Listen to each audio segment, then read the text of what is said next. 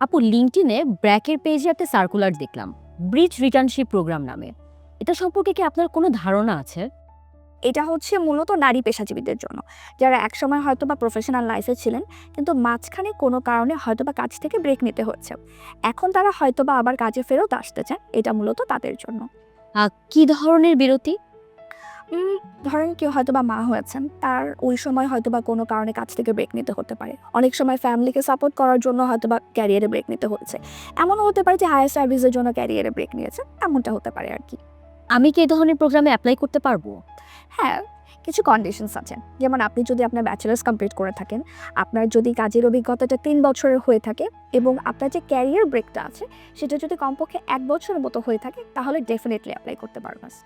তাহলে তো খুবই দারুণ আপু। এখানে আর কি ধরনের সুযোগ সুবিধা আছে? ট্রেনিং, নেটওয়ার্কিং, গাইডেন্স তো আছেই। এর সাথে আপনার বাচ্চাকে ডে কেয়ারে রাখার সুযোগ সুবিধাও এখানে পাওয়া যাবে।